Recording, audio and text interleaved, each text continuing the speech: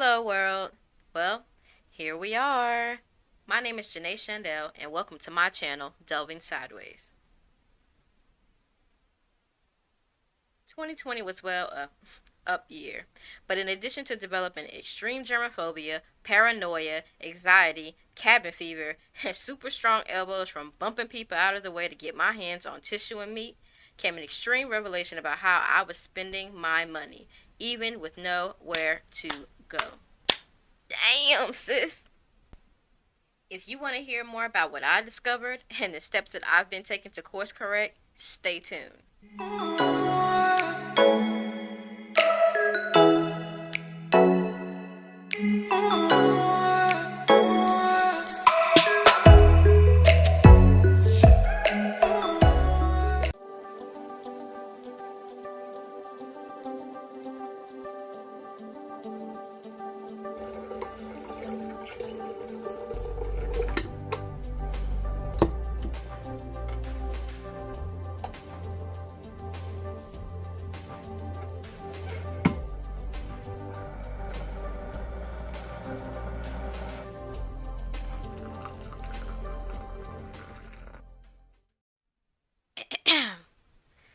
So, let's get into it.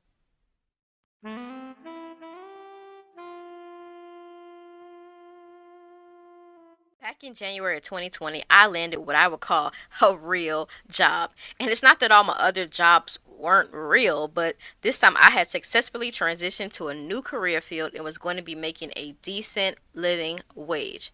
And that was no easy feat. Prior to this real job, I spent time as an AmeriCorps Vista. Now, anyone who's been a Vista or who is familiar with the program knows that you're basically a federally paid volunteer. And in exchange for your hard work and time, are compensated with knowledge and experience and basically beans to live off of. So, some of my fellow Vistas and I actually broke it down, and in most cases, we were actually getting less than the federal minimum wage per hour. A lot of Vistas misjudged their ability to live off beans and quit service early. But not me. I did my time like a G. 10 toes down, you heard. I was conservative with my money. I shot within my means. I drove Lyft in my spare time for going out funds. And I survived my 365 days by spending realistically. And at the end of the day, I felt the skills I was gaining, the experience, the connection, and the prospects of a permanent job was worth the hardship I was experiencing. That was 2019. Now, fast forward back to mid 2020. Here I am with a real job and real money in my pocket. Everything was going great. It was fine. I was free financially. I was okay. But it was somewhere between October and November when I realized I had a big effing problem. Instead of putting more money aside, I was actually spending my savings. Somehow I developed this like weird, I don't know, new money syndrome. Like I was just so tired from being broke from before that I was just like treating myself to all kinds of crap. Makeup, clothes, knickknacks, and like while that's not bad and to some degree I did believe that I deserved to treat myself, I went way further than I should have, like way further than I should have. And like at first I tried to justify it, using the fact that I had spent money to redecorate my apartment because, I'm working from home, COVID, and I just felt like the environment just wasn't conducive to working from home. So I bought home goods. But ultimately, I had to face the fact that I was spending way too much money on alcohol for Friday and Saturday nights in, makeup for work Zoom calls, buying clothes with nowhere to go, and not to mention this unhealthy obsession that I developed for shopping at IKEA for home goods and furniture. I was living well beyond my means and had, I don't know, drained so much money out of my savings that it was like freaking ridiculous. Like it was ridiculous. It made absolutely no sense. And I ain't gonna lie, I was in denial at first, but I had to put on my big girl panties and get a grip on myself. So I started doing some research and I was going on YouTube and I was going online looking for budgeting tips, ways to save money. And like after watching like tons and tons and tons of video, video footage and videos from different people, I decided on trying this like Dave Ramsey method of the cash envelope system. Now, I'm not going to go into a whole bunch of details because there's like a million and two videos out there about the Dave Ramsey method of just like cash envelopes and zero budgeting system. But basically what I took away from it was, or I would say what I ultimately decided to apply to my own budget, was this idea or notion of dealing in cash only, using envelopes to hold money and save money from check to check, and this whole zero budget system where instead of still having money left over, you would essentially put that money towards savings or, other envelopes. Like there would be nothing left. So everything basically is budgeted for. Now, I've seen a lot of people online like buying all these fancy envelopes and these expensive budget planners and spending money on budget templates, and like that's all good if you want to support people, but like spending so much money, like I just didn't understand why I would want to spend so much money on items when like the whole point of saving is to be frugal.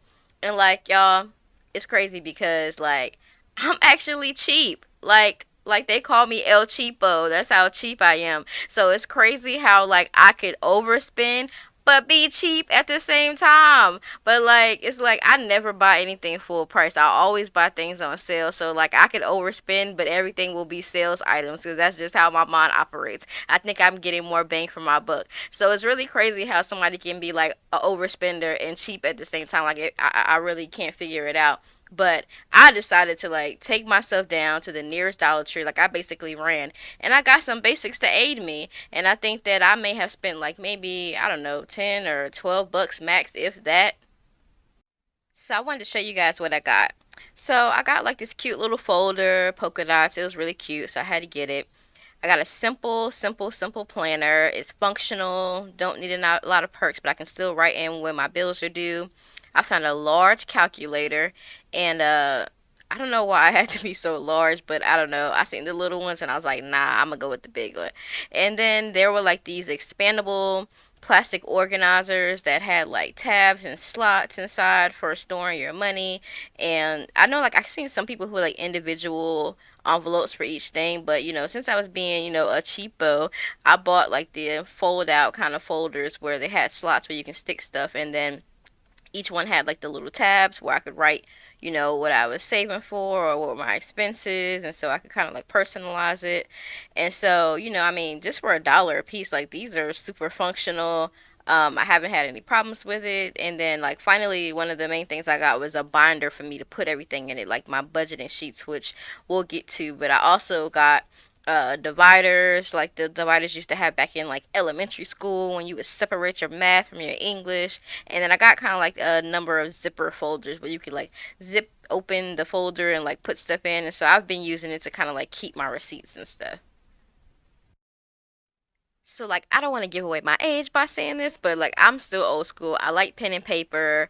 I like to see it physically, but I know some people like to use their computers, their tablets, and do spreadsheets. But I wanted to stick with pen and paper. So I went on sites to try to find as many free templates as I could, and what I couldn't find, I made myself. But one site that I particularly found helpful was saverandsavvy.com. Uh, they had a lot of free things, a lot of free templates, and I'm just gonna show you here. I'm gonna go to the website. It's pretty easy to find. I know it kind of sounds weird for a budgeting template, but just bear with me here. So, saverandsavvy.com, and you'll see that it looks like it's mostly for food, but they have way more than that. So, there's stuff about how to eat healthy, healthy lifestyles, healthy living, but they also focus on frugality and frugal living and budget items as well. So once you go to the website, you just click where it says the menu icon, and I click printables. I kind of move kind of fast, but you'll click printables, and then it takes you to a page full of tools.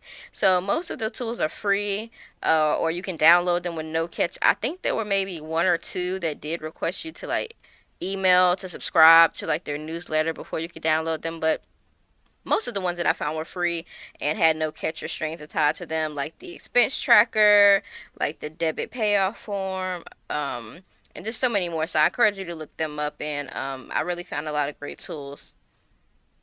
Like I said before, what I couldn't find, I just created myself. So really, I just like put together aspects of other templates that I seen that I thought would really work best for me and my needs. And like though it seems like a lot on paper, it's really what I created was really simple and straightforward to use, and it was effective for me. And I'm using both a monthly and a bi-weekly budget form that I made. So I really love the bi-weekly because I can break everything down paycheck to paycheck, which was really cool. And I seen that from someone else's YouTube channel, the way she broke it down and her templates that she does sell. And maybe I'll try to find her video and link it below. I can't think of her name right now. Um,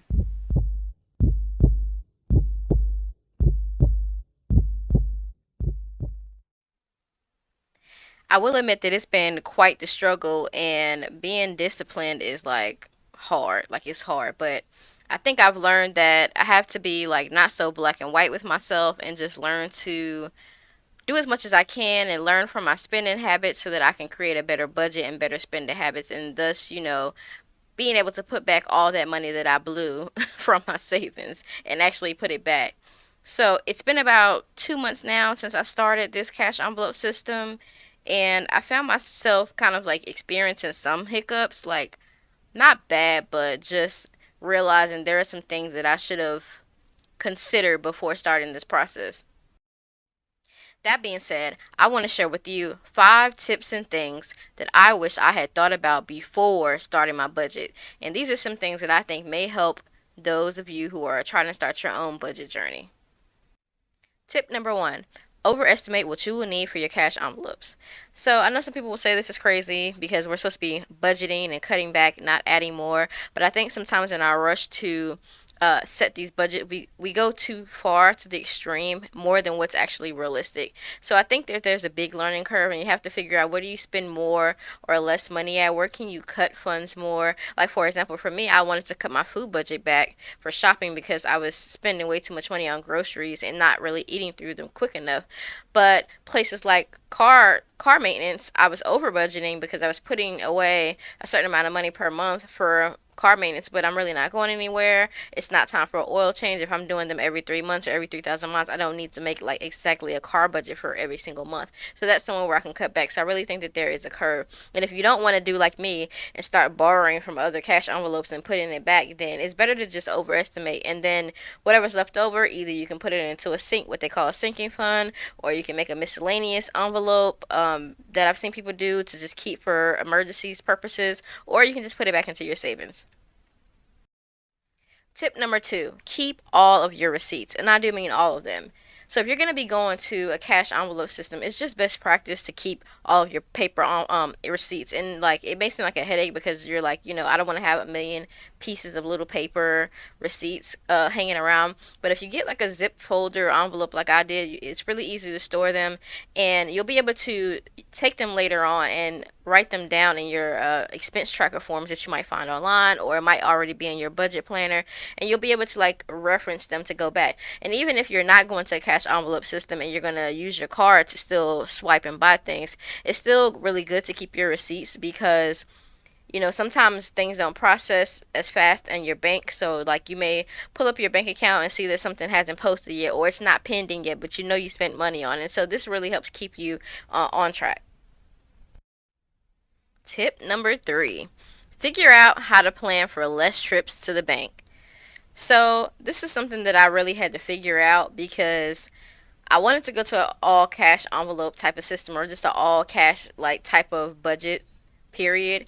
But I realized that some things that I said that I was going to take my cash and go to the store or go to, the business and pay in cash, for example, like my phone bill, my electricity bill. I said that I was going to go in person, but in reality, it is just so much more convenient to pay certain things online. Um, it's especially with the pandemic, like you just don't really want to be in contact with as many people right now, and I just found that it was just really just convenient to like just pay it online instead of going in person. So I really underestimated the convenience of that, and I said that I was going to do something that I really didn't end up doing. So what ultimately happened is that I was taking money from my savings to put into my checking account to pay online, and then I would have to go back up to the bank the next morning and physically put the cash that I had in my cash envelope into my savings to cover the difference. I don't know if that makes sense to you, but basically I was siphoning off money from somewhere else to pay online, and then having to go back to the bank to be able to put that money back where it belonged, because I didn't leave out to actually go and pay the bill with cash. So either I need to do better at doing that, or I just need to realize that some money should stay in the bank for me for convenience sake, so that I don't have to keep having so many trips to the bank. Now, tip number 4, guys, is probably the biggest tip that I can give you, and that is to temporarily unlink your savings and your checking account. The reason why I say this is because it is too easy to keep transferring money back and forth between your savings and between your checking. And it allows for you to have these moments of weakness. So, like, I would be in the store and I would be wanting to buy something. Bank account is at zero because I already pulled out my cash for the month and put everything where it needed to be. But because my savings was linked, I would take money out of my savings, uh, buy something that I didn't need to buy, and then I would promise that when I got paid again, I would put it back. And what happened is that when I would be at zero again in my checking account, I would go back into my savings account, pull money out again, and spend it on something, and then say I would put it back, which I would put it back, but I wouldn't always put as much money as I took from it. And so it just became like this vicious cycle of me really reborrowing the same money over and over, like back and forth between my savings and my checkings. And it just became like having this convenience really became like a crutch for me, and it enabled me to spend badly. So if you can, go onto your online portal for your bank and unlink them, or you can go in person to the bank and ask them to unlink it temporarily, and you can always go back to it being linked after you've kind of gotten your budget under control. And finally, tip number 5, let the people you spend the most time with know that you are on a budget.